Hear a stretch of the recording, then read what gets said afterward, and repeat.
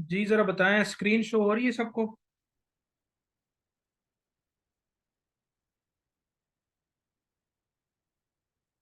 ठीक हो गई जी, समझ आ रही है।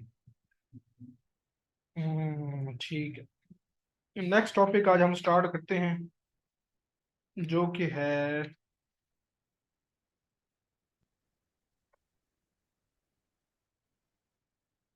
Central tendency. Measures of central tendency. अब ये क्या है जी?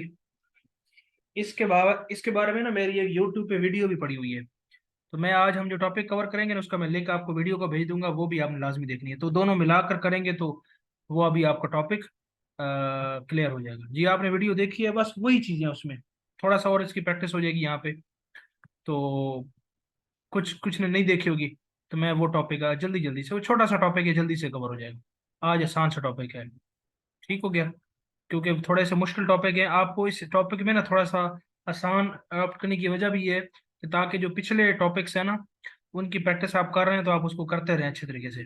ठीक है, ये आज आसान सा है तो हम ये कवर कर लेते हैं। तो आज ही हमारा टॉपिक है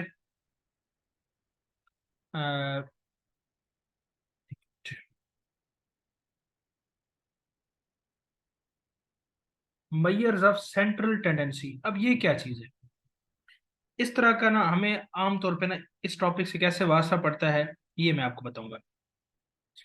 अब कभी कभी ऐसा होता है, हमें मुख्तलिफ किस्म के डाटा से वास्ता पड़ता है। मुख्तलिफ किस्म के रियल लाइफ प्रॉब्लम्स होते हैं, जिसमें हमारे पास मोर देन वन नंबर्स होते हैं, मोर देन वन वैल्यूज होते हैं। तो हमने देखना होता है कि वो डाटा क्या है। फॉर एग्जांपल मैं आपको एग्जांपल देता हूँ कि आप किसी क्लास में पढ़ते हैं और आपने फॉर एग्जांपल मैट्रिक की है। आपने डिफरेंट सब्जेक्ट्स पढ़े होंगे। आपने फॉर एग्जांपल फिजिक्स पढ़ा है, आपने जनाब उर्दू पढ़ी है, आपने पंजाबी पढ़ी है, आपने इस्लामियात पढ़ी है। मल्टीपल सब्जेक्ट पढ़े। किसी सब्जेक्ट के 50 नंबर होंगे, किसी के 100 नंबर होंगे। आपकी मार्कशीट जो आपका रिजल्ट कार्ड होता है, आपने कुछ नंबर लिए हैं। अब ये तो बहुत ज्यादा नंबर्स है ना। ये तो जितने भी सब्जेक्ट्स हैं, फॉर एग्जाम्पल 10 सब्जेक्ट्स हैं, 10 में पार्ट वन के अलग हैं, पार्ट टू और के अलग हैं। तो ये बहुत सारे नंबर्स हैं। तो ये है आपका डाटा। इस डाटा, ये तो बहुत बड़ा डाटा है। अगर हमने किसी को बताना है, तो अगर आपसे कोई पूछता है तो आप क्या बताते हैं? आप थोड़ी सारे सब्जेक्ट्स के नंबर बता रहे होते हैं। आप क्या करते हैं? आप उसको अपने ना नंबर ऑब्टेन मार्क्स बताते हैं। कितने नंबर है जी मैट्रिक में? मेरे जी इतने नंबर हैं। ठीक है। और अब उसमें ये भी अगला नेक्स्ट पर्सन अगर उसको नहीं पता कि टोटल नंबर कितने हैं, तो फिर वो उसको आपको बताना पड़ता है कि टोटल मार्क्स इतने हैं। तो अगर आप मैथ के स्टूडेंट हैं, तो अगर आपसे कोई पूछता है आपके कितने मार्क्स हैं, तो आप कहते हैं जनाब मेरे 68% नंबर हैं। तो आपने एक वर्ड बताया है, और इस एक वर्ड ने आपके पूरा कच्चा चट्ठा जो है ना, वो उसने बता दिया है। वन वर्ड जो है आपके पूरे रिजल्ट कार्ड को डिस्क्राइब कर रहा है। फॉर एग्जाम्पल एक स्टूडेंट कहता है कि मेरे 95% नंबर है। तो आप उससे नहीं पूछेंगे कि उसके फिजिक्स में कितने हैं, पंजाबी में कितने हैं। आप अंदाजा लगा लेंगे कि he or she is a bright student. अगर कोई कहता है कि मेरे जनाब 15% नंबर है, तो आप अंदाजा लगा लें कि ये जनाब ना रेलू कटा है। ठीक है, रेलू कटा है ये। तो अंदाजा लगा लेगा। यानी कि जो एक वर्ड है ना, एक नंबर है, वो आपके पूरे डाटे को डिफाइन कर रहा है। ठीक हो गया? तो इस तरह का ये कंसेप्ट हम अक्सर यूज करते रहते हैं। ठीक हो गया? एक वर्ड, यानी कि one value, one figure representation है ये। इस पूरे डाटा को एक वर्ड, एक नंबर ट्रांसफॉर्म कर देता है पूरा। ठीक हो गया? अब ये हम इसकी डिफरेंट किस्म की एप्लीकेशंस पढ़ते हैं। तो इसकी मैं आपको एग्जांपल देता हूँ। फॉर एग्जांपल मैं कहता हूँ कि आप जिला बक्खर के शायरी हैं। ठीक है ना? बक्खर आप सबको पता है, बक्खर जो है पंजाब के चलिए पूछ लेते हैं आपसे, पता करते हैं ना आपको जीके कितना अच्छा है। बक्खर जी कहाँ पे लाया करता है? सेंट्रल पंजाब में आता है, नॉर्दर्न पंजाब में आता है, साउदर्न पंजाब में, ईस्टर्न पंजाब में, वेस्टर्न पंजाब में? बताएं जी, बक्खर किस जगह पे आता है? थोड़ा देख लेना आपका कितना आपको पता है, फिर हम उस पे आते हैं अपने टॉपिक पे। साउदर्न पंजाब में आता है, अच्छा जी। और जी? नॉर्दर्न पंजाब में आता है जी। और जी? शान नॉर्दर्न पंजाब में आता है, ठीक। और जी? नॉर्थ पंजाब में शायद आता है शुमेला। और जी साउथ में है बट अब अपर में भी शामिल किया है। अच्छा, ऑलमोस्ट सेंट्रल। जी, सैर खान ने सही आंसर दिया। जोग्राफिकली जो है ना, जोग्राफिकली पंजाब के सेंटर में आता है ये, सेंट्रल सेंट्रल जिला है पंजाब का। अगर आप मैप देखें ना, देखिएगा यार, ये सारे या मैप और ये सारी चीजें आपको पता होनी चाहिए। यहाँ पे है जनाब रावलपिंडी, यहाँ पे है जनाब जेलम, यहाँ पे है जी लाहौर, ये सारे इसके दर्ज हैं। यहाँ पे है जी भावलनगर, बहावलपुर, मुल्तान, खानेवाल, साहिवाल, फैसलाबाद। ठीक है, चलते चलाते जनाब इधर इधर मियाँ वाली, यहाँ पे बखर, यहाँ पे लैया, यहाँ पे जनाब जंग। तो तकरीबन ये सेंट्रल में आता है, सेंट्रल पंजाब में। तो खैर ये जीके को भी देखा करें, थोड़ा मैप्स को भी पढ़ें। खैर सवाल ये था हमारा, उस टॉपिक से हम हट गए। बखर फॉर एग्जाम्पल, बखर बखर में आप देखना चाहते हैं, आपके सामने एक डेट स्टैट्स आती हैं, जुलाई का महीना चल रहा है। ये सारी कहानी बताने का मकसद ये होता है आपको कि आपके अंदर ना एक इंटरेस्ट पैदा करना, और ये बताना कि ये जो बातें हम पढ़ रहे हैं ना, ये कोई खला में नहीं है, ये कोई हवा में नहीं है, ये प्रैक्टिकल बातें हैं। और ये हमारा इनके साथ हमारा रियल लाइफ के, हम इसके साथ इंटरेक्ट करते हैं, ये चीजें सीखने वाली होती हैं। इस वजह से ये सारी कहानी का मकसद ये होता है। अगर चाहूँ तो मैं सीधा सीधा सवाल भी सॉल्व करा दूं, लेकिन वो सवाल तो आप कर लेंगे, लेकिन वो है क्या चीज, वो आपको समझ नहीं आएगी। तो वो बताने के लिए बता रहा हूँ। बक्कर का जुलाई का आप टेम्परेचर जनाब देखना चाहते हैं, आज 20 जुलाई है।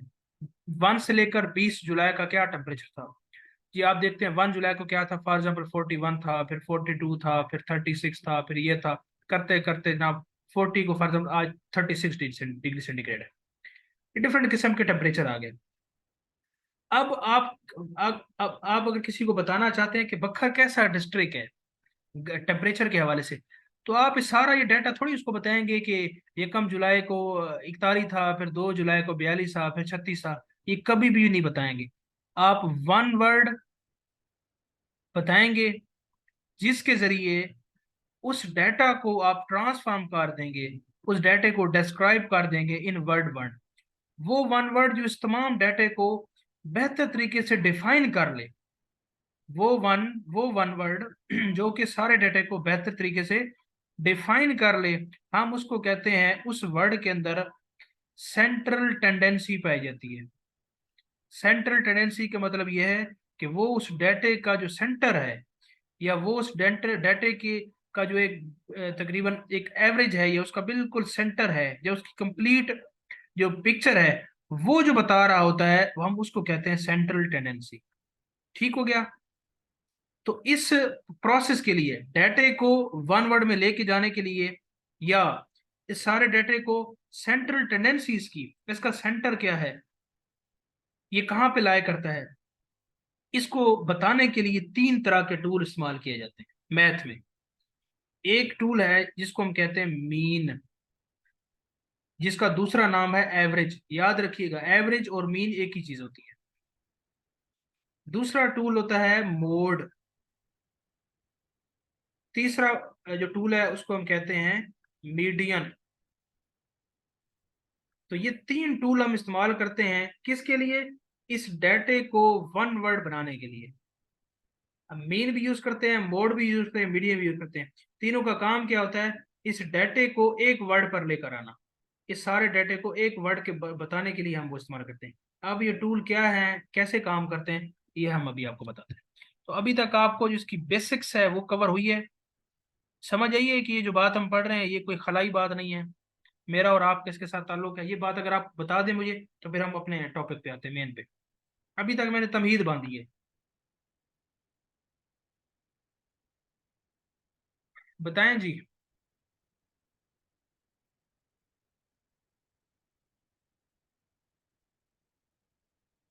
जी, बाकी को, शुमेरा को तो समझ आ गई, बाकी को।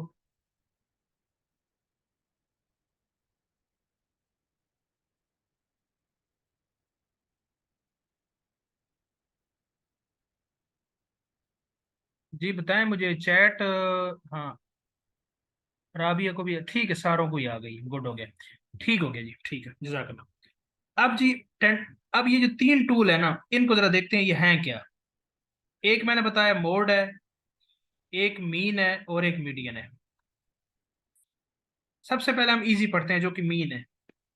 मीन क्या होता है, जिसको मैंने आपको बताया एवरेज। आपके सामने कोई भी डाटा आ जाए, आप उसका एवरेज ले लें। एवरेज कहते हैं औसत को। औसत का मतलब ये होता है, आप उस तमाम जो क्वांटिटीज हैं, सम ऑफ क्वांटिटीज, जो भी आपके सामने क्वांटिटीज हैं, जो भी नंबर है, जो भी डाटा है, उस तमाम को जमा कर दें, और उसको जितने भी उसमें नंबर हैं, जितने भी उसमें डाटा पॉइंट्स हैं, नंबर ऑफ वैल्यूज जो हैं उसमें, उस पे आप उसको डिवाइड कर दें, तो आपके सामने एक एवरेज आ जाती है। जिस तरह आप अपने मैथ के और अपने मैट्रिक के आप नंबर निकालते हैं, कैसे? आप फॉर एग्जांपल कहते हैं जी मेरे केमिस्ट्री में 50 नंबर हैं, फिजिक्स में 60 हैं, उर्दू में 10 हैं, इसमें इतने हैं, इसमें इतने हैं, इसमें इतने हैं, और सारों के टोटल नंबर 100 हैं, तो मेरी एवरेज कितनी है? तो आप सारों के नंबर यहाँ पे ऐड करेंगे, सम ऑफ ऑल नंबर्स ऐड करेंगे, और उसको डिवाइड कर देंगे नंबर ऑफ वैल्यूज पे। ठीक हो गया? नंबर ऑफ वैल्यूज पे, तो जो रिजल्ट आएगा वो आपका एवरेज होगा, वो मीन होगा। जैसा कि मैं आपके सामने एग्जांपल देता हूँ। मैं कहता हूँ कि मेरे पास एक डाटा है, जो मैंने टेम्परेचर एग्जांपल आपको बताई, वही देखते हैं। एक दिन टेम्परेचर 41 था, एक दिन 36 था, एक दिन जनाब 41 था, एक दिन 38 था, और एक दिन था जनाब 46। आपसे पूछते हैं जी बखर का क्या टेम्परेचर है, आप एवरेज का कंसेप्ट यूज करके बताएंगे। आप कहेंगे जो मीन है वो क्या कहता है हमें, मीन या एवरेज एक ही बात है। मीन कहता है sum of all quantities. All quantities कौन सी हैं? पहली क्वांटिटी 40 है, दूसरी 36 है, तीसरी 41 है, चौथी 38 है, पांचवी 46 है। इन सारी क्वांटिटीज में करूंगा ऐड। है कितनी क्वांटिटीज? एक, दो, तीन, चार और पांच। पांच पे मैं कर दूंगा डिवाइड, और मेरे पास यहाँ पे आंसर आ जाएगा। करें जी। 6 और 8 14, 14 और 1 15, 15 और 6 21, 21 का एक दो गया हासिल, 4 और 2 6, 6 7 8 9, 9 और 4 13, 13 और 3 16, 16 और 4 20, डिवाइड बाय 5। 5 4 20, 0, 5 दूने 10, 40.2। आपने बताया कि बखर का जो टेम्परेचर है ना, वो तकरीबन 40.2 होता है, जो कि इन सारों का एवरेज है। अब ये जो नंबर है, इस ये नंबर जो है, ये वन वर्ड इस पूरे डाटे को डिस्क्राइब कर रहा है। ठीक है? तो मैंने क्या बताया था आपको, मीन या एवरेज वो टूल है जो डाटे को एक पॉइंट पे ले आता है। आपने इस पॉइंट को सीख लिया ना? सीख लिया। चलते हैं जी नेक्स्ट टूल पे। ये आप एवरेज तो आप करते ही रहते हैं, आपको पता ही है। नेक्स्ट टूल हमारे पास है मोड। मोड क्या होता है? मोड ये होता है, आप इसको कहेंगे, इसका मोड की डेफिनेशन है most repeated value in a data set. जो डाटा सेट है उसमें जो मोस्ट रिपीटेड वैल्यू है वो आपका मोड है। जैसा कि मैं फॉर एग्जाम्पल कहता हूँ डाटा, आपको मेरे पास डाटा है, बखर का टेम्परेचर 40, 39, 40, 41, 42, 46। अब ये आपके सामने डाटा आ गया। आप इसमें देखिए मोस्ट रिपीटेड कौन सा है। 40 एक दफा है, दो दफा है, एक दफा है, दो दफा है, 39 एक दफा है, 41 एक दफा है, 42 एक दफा है, 46 एक दफा। जोन सा नंबर मोस्ट रिपीटेड है, यानी कि ज्यादा पर कौन आया? 40 आया ना, तो ये इसका होगा जनाब मोड। ये वन वर्ड इस पूरे डाटा को बता रहा हूँ। अब यहाँ पे हम ये बात नहीं कर रहे कि कौन सा इफेक्टिव टूल है या नहीं, वो एक अलग डिबेट है। हम ये सीख रहे हैं कि हम इसका निकालेंगे कैसे मोस्ट रिपीटेड। अब आप मुझसे पूछेंगे कि फॉर एग्जांपल 46 दो बार आ गया, तो क्या अब इसे भी दो बार है, ये भी दो बार है, तो फिर मोड क्या होगा? तो फिर डियर स्टूडेंट्स, ये 40 और 46 दोनों जो है ना, वो इसके मोड होंगे। आप पूछेंगे कि अगर फॉर एग्जाम्पल कोई डाटा रिपीट नहीं हो रहा, सारी डिस्टिंक्ट आ रहे हैं, फॉर एग्जाम्पल एक 5 है, इस तरह को डाटा आ रहा है, कोई नंबर रिपीट भी नहीं कर रहा, तो फिर मोड क्या है? तो फिर मोड उसका कोई भी नहीं है। फिर मोड का जो टूल है ना, वो आप इस्तेमाल नहीं कर सकते। मोड तभी इस्तेमाल हो सकता है जब डाटा रिपीट हो रहा हो। वो जो रिपीटेड नंबर होता है वही मोड होता है। ये आप देख के देखे ना, उस आप मीन में आप जमा करते थे, फिर डिवाइड करते थे, लंबा चौड़ा काम। इसमें कोई लंबा चौड़ा काम नहीं। इसमें आप क्या करते हैं, आप जनाब देखते हैं कौन सा नंबर रिपीट हो रहा है, जो रिपीट हो रहा है उसको उठा के रख दो बस। ईजीएस्ट टूल है, लेकिन इतना ज्यादा रिलायबल नहीं है जितना कि एवरेज है। लाजमी सी बात है कि आप किसी जगह पे कैलकुलेट नहीं कर सकते, और किसी जगह पे जनाब आप सेंटर टेंडेंसी आप वैसे निकाल नहीं सकते। अब देखें ना, अगर 40 40 यहाँ पे 3 बार आ गया, और यहाँ पे डाटा में 100 भी पड़ा है, 150 भी पड़ा है, तो हमें रफ आइडिया हो रहा है ना कि इन सारों का जो सेंट्रल पॉइंट होगा ना, वो कोई 40 थोड़ी होगा, वो तो 50 से ऊपर होगा, कोई 70 80 होगा। लेकिन हम इस टूल के हिसाब से 40 बता रहे हैं, तो ये टूल इतना इफेक्टिव नहीं है। लेकिन टूल निकालने का आपको जो तरीका है वो पता होना चाहिए। तो इस तरीके से हमने मोड कर लिया। बताएं जी, मोड आपको क्लियर हो गया? फिर हम तीसरा जो है ना वो करते हैं, जो कि बीडीएन हमारा। मोड क्लियर हो गया सबको? जी क्लियर हो गया। अच्छी बात है जी। अच्छी बात है, अच्छी बात है। बहुत अच्छे से क्लियर हो गया, बहुत अच्छी बात है। तीसरा जो टूल है हमारे पास वो है मीडियन। मीडियन क्या होता है जी? आप जो डाटा है ना आपको, आप उस डाटे को असेंडिंग ऑर्डर या डिसेंडिंग ऑर्डर में रखें। ठीक है, आप उसको डाटे को रखें, और उस डाटे को असेंडिंग ऑर्डर में रखें या डिसेंडिंग में रखें। फिर उसके दरमियान ढूंढें, जो उसके दरमियान में नंबर आएंगे ना, वही उसका मीडियन होगा। अब ये जो असेंडिंग ऑर्डर होता है ना, इसको आपने किताबों में पढ़ा होगा। असेंडिंग होता है बड़े से बड़ा, फिर छोटा, फिर छोटा। इसको तरतीब नजूली आप कहते हैं, नजूली। छोटी क्लास में पढ़ा होगा। डिसेंडिंग, असेंडिंग ऊपर से नीचे, डिसेंडिंग, बल्कि सॉरी ये मैं उल्ट बता दिए। असेंडिंग, ये जो डिसेंडिंग होता है ना, ये नजूली है। डिसेंडिंग, असेंडिंग ऊपर जाते हुए, ये है जनाब सऊदी। असेंडिंग में क्या होता है? सबसे छोटा, फिर बड़ा, फिर बड़ा, फिर बड़ा, फिर बड़ा। ये ये है तरतीब असेंडिंग।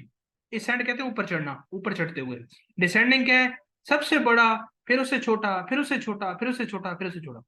तो ये जो डिसेंडिंग है, ये है तरतीब नजूली, और ये है सऊदी। ठीक है। तो आपने डाटा को क्या करना है? असेंडिंग ऑर्डर में या डिसेंडिंग ऑर्डर में रखना है, फिर दरमियान वाला नंबर आपने ढूंढना है। तो बेहतर इसके लिए टेक्निक ये होती है कि आप उसको डिसेंडिंग ऑर्डर में रखें और फिर ढूंढें। एग्जाम्पल में देता हूँ। मेरे पास एक डाटा सेट है जो मैंने पहले एग्जाम्पल में यूज किया। 40, 41, 42, 46, 40। इस डाटा को मैं कहता हूँ आप इसका मीडियन निकालें। तो आप कैसे निकालेंगे? आप इसको असेंडिंग ऑर्डर में रखें, सबसे छोटा से छोटा पहले। छोटा से छोटा 40 है, फिर 40 है, फिर 41 है, फिर 42 है, फिर 46 है। इसमें रखें। आप इसका सेंट्रल पॉइंट देखें जी। अगर तो ये ऑड है, फिर तो सेंट्रल पॉइंट आपको सीधा सीधा निकल जाएगा। अब यहां से इसको भी छोड़ दें, इसको भी छोड़ दें, इसको भी छोड़ दें, इसको भी छोड़ दें, तो दरमियान वाला बच ही गया 41। तो यही 41 इसका मीडियन है। लेकिन ये तब वैलिड होगा जब आपके जो नंबर ऑफ क्वांटिटीज है ना, ये ऑड होंगी। जब इवन आ जाएंगी तो फिर क्या होगा? फॉर एग्जाम्पल यहाँ पे रख दें 39। अब इवन है ना, अब ये कटेगा, ये कटेगा, ये कटेगा, ये कटेगा, दरमियान में दो नंबर आ जाएंगे। तो जब दो आ जाए तो फिर आपने क्या करना है? उनको आपस में करना है आपने प्लस, और डिवाइड कर देना है 2 पर। तो इस तरीके से आप उसका मीडियन निकाल लेते हैं। आपको बेसिक समझ आ गई है ना? मैं भी आपके सामने क्वेश्चन रखता हूँ और आपके सामने करता हूँ। बताएं जी, मीडियन की, मोड की, एवरेज की समझ आ गई है? अब मैं एग्जांपल्स करता हूँ, फिर आपको मजीद क्लियर हो जाएगी। बताएं जी सारे। अच्छे से समझ आ गई जी? बाकी को आ गई है, गुड हो गया जी, गुड हो गया। अब ये छोटे छोटे टूल्स हैं ये, उसमें जनाब आप इवन के सीएसएस के पेपर उठा कर देख लें, वहां पे सेंडिंग डिसेंड यही सवाल मीडियन मोड क्या होते हैं। सीएसएस का जो जनरल साइंस का पेपर होता है ना, उसमें 40 नंबर की बेसिक मैथ होती है। ठीक है, और उसमें भी आपको हेल्प करते हैं। अच्छा जी, मैं आपके सामने डाटा रखता हूँ, और वो फिर हम उस पर अप्लाई करते हैं, और फिर देख लेते हैं कि जी क्या है ये। कुछ सिंपल ऐसा रखते हैं ताकि आपको ना उसकी समझ भी आ जाए। जी, डाटा मेरे पास है। फॉर एग्जांपल 13, 18, 13, 14, 13, 16, 14, 21 और 13। ये है मेरे पास डाटा। क्या डाटा है जनाब? 13, 18, 13, 14, 13, 16, 14, 21 और 13, ये हमारे पास है डाटा। ठीक है, मैं आपको कहता हूँ आप इसका जनाब मीन भी निकालें, आप इसका मोड भी निकालें और आप इसका मीडियन भी निकालें, और मुझे बताएं जी क्या है। इस सारे डाटे को असल में मैं जानना ये चाह रहा हूँ कि डाटे का जो सेंट्रल पॉइंट है, या इसकी जो सेंट्रल टेंडेंसी है वो कहाँ पे है। ठीक है, निकाल के देखते हैं। मीन कैसे निकालेंगे? मीन निकालने का तरीका आपको बताया कि सारी की लेंगे आप एवरेज, सारों को करेंगे ऐड। आप कहेंगे 13 जमा 18 जमा 13 जमा 14 जमा 13 जमा 16 जमा 14 जमा 21 जमा 13, और इसको डिवाइड कितने पे करेंगे? 1 2 3 4 5 6 7 8 9, 9 पे कर देंगे डिवाइड। करें जी, कैसे इसको करेंगे? ये अब कर ही लेंगे सारे आप, लेकिन मैं जल्दी जल्दी से कर देता हूँ। आप ना थोड़ी सी प्रैक्टिस करेंगे तो फिर आपकी कैलकुलेशन भी तेज हो जाएगी। 3 और 8 11, 11 11 और 3 14, 14 और 4 18, 18 और 3 21, 21 और 6 27, 27 और 4 31, 31 32, 33 34 35, 5 3 के हासिल। 3 और 1 4, 5 6 7 8 9 10 11 12 13, 135 डिवाइड बाय 9। करें जी, 9 1 9 4, 9 5 45। तो आपका जनाब आंसर आ गया 15। मीन आपकी जो इसकी एवरेज है, ये मीन है, वो कितना आया? 15। अब मोड निकालें जी। मोड मैंने आपको बताया मोस्ट रिपीटेड वैल्यू। देखें जी कौन सा नंबर रिपीट हो रहा है। 13 कितनी बार है? एक दफा है, दो दफा है, तीन दफा है, चार दफा, 13 ही है मेरे ख्याल में, और तो कोई रिपीट नहीं हो रहा। ठीक हो गया। अब इसका तो इसका मोड क्या होगा? 13 होगा। ठीक हो गया, मोड आपने निकाल सर लिया। 14 भी रिपीट हो रहा है। रिपीट कर रहे हैं 14 कितनी बार आ रहा है? 2 बार आ रहा है। तो वो 2 बार आ रहा है, वो 3 बार आ रहा है, तो फिर मोड क्या होगा आप खुद बताएं मुझे।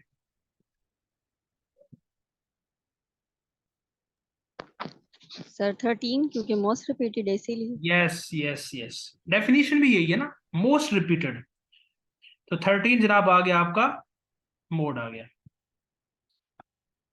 अच्छा जी, उसके बाद ये एक मिनट में, ये चैट वाला बॉक्स है ना, ये ऊपर कहीं चला गया, मैं इसको जरा नीचे करता हूँ। अच्छा जी, उसके बाद मोड तो बड़ा आसान है निकालना। अब जी मीडियन क्या है? मीडियन निकालने का मैंने तरीका बताया आपको जनाब, इसको असेंडिंग ऑर्डर में या डिसेंडिंग में रखें। तो मैं रखता हूँ जी असेंडिंग में रखता हूँ। तो कैसे रखूंगा मैं? 13 आएगा, 13 आएगा, 13 आएगा, 4 दफा तो 13 है। फिर 14 एक दफा है, दो दफा है 14। फिर 15 है, नहीं है। 16 है बिल्कुल है। 17 है, नहीं है। 18 है। 19 है है ये, नहीं है, नहीं है। बस ये 19 20 आगे, 20 21 है आगे। तो कितने नंबर है? 1 2 3 4 5 6 7 8 9, 9 थे ना, 9। अब आपने निकाल लिया ना अब आप ये देखें नंबर 9 है, ऑड है, तो फिर तो मसला ही नहीं है। यहाँ से ये 13 काटें, यहाँ से 21 काटें, 13 काटें, 18 काटें, 13 काटें, 16 काटें, 13 काटें, 14 काटें, ये बच गया ना अकेला। तो ये आपका बन गया क्या? मीडियन। अभी आप देखें कि जो आंसर आया ना, मीन का 15 आंसर आया, मोड का 13 आया, और मीडियन का 14 आया। चारों का डिफरेंट आंसर आया, लेकिन करीब करीब आया। असल में ये तीनों ने कोशिश की कि उस डाटे का सेंट्रल पॉइंट ढूंढा जाए, लेकिन इनमें सबसे जो एफिशिएंट है या अच्छा है वो है मीन। इसी वजह से मैं और आप क्या करते हैं, हमेशा मीन ही इस्तेमाल करते हैं जब आपने सेंट्रल टेंडेंसी निकालनी थी, एवरेज निकालने के लिए। ठीक है, लेकिन मोड भी और मीडियन भी इस्तेमाल होता है। मोड देखे ना आपने, मीन के लिए कितना बड़ा हिसाब किताब किया, फिर आपको मिला। मोड तो आपने देख के बता दिया फौरन से, मीडियन भी आपने फौरन से बता दिया। तो ये सिंपलेस्ट टूल है, इनमें एक्यूरेसी कम है लेकिन इजी टू डू है। ठीक हो गया, तीनों का कंपैरिजन आपने कर लिया। अब बताएं जी, आपको समझ आ गई इस एग्जांपल की थॉरोली?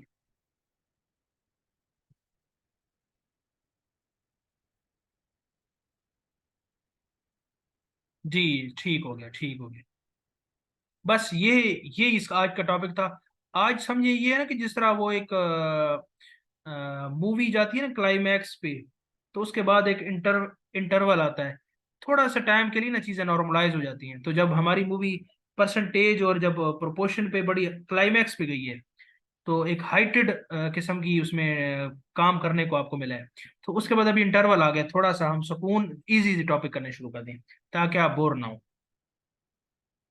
ठीक है ना, ये एक स्टोरी के अंदर ये क्लाइमैक्स, इसका तो पता होगा, लिटरेचर के स्टूडेंट्स को तो पता ही होता है कि क्लाइमैक्स क्या होता है, कि कैसे एक हाइप कैसे क्रिएट होती है, फिर वो उसमें ट्रिगर कैसे होते हैं, ये तो सारा पढ़ा होगा आपने। तो ये टॉपिक बड़ा इजी था, रिफ्रेशिंग था आप सबके लिए, तो आपने इसको समझ लिया है। और यही इसमें चीज़ें हैं। बाकी मैं आपको प्रैक्टिस क्वेश्चन भेज दूंगा और ये आप कर लेंगे। ये इंतहाई इजी टॉपिक है, इजी चीज़ें पूछी जाती हैं। लेकिन जब कभी ये पढ़ी नहीं होती या इसको देखा नहीं होता, फिर बंदा कहता है यार ये क्या अजीब हो गई ये मोड और ये चीज़ें आ गई। ठीक हो गया। अभी क्लास का टाइम खत्म होने वाला है, 5 मिनट रहते हैं। इंशाल्लाह दूसरा सेशन में किसी और टॉपिक को हम स्टार्ट कर देंगे। अभी जरा बताएं जी, चीज़ें समझ आ गई हैं? समझ आ गई होंगी। तो कुछ जो कुछ कुछ कहना चाहे other than this topic, other than this subject, कुछ कहना चाहते हैं, कुछ पूछना चाहते हैं तो आप पूछ सकते हैं। 5 मिनट हम चलो गपशप लगा लें, फिर हम दोबारा नए टॉपिक पे आते हैं।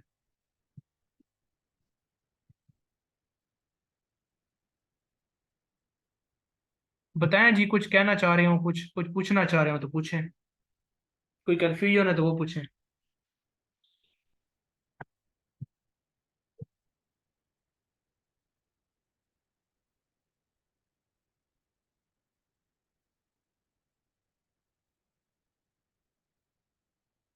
ठीक हो गया।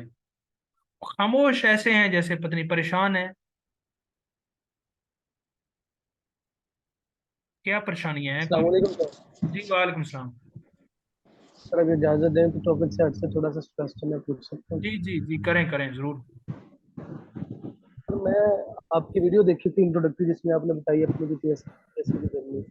जी जी तो आपने बताया कि आपने रिकमेंडेशन हासिल की मुतअद्दिद बार। तो एंड पे आप लेक्चर 17 स्केल के सिविक्स के हो गए हैं जी जी रिकमेंड, माशाल्लाह। जी जी। तो क्या आपने जब स्टार्ट किया था आपका यही ड्रीम था, या ये एक्सीडेंटली हो गया, अभी चलना है निज़ाम, या यहीं पे अब खत्म है जर्नी आपकी? जी देखें, बड़ा अच्छा सवाल है।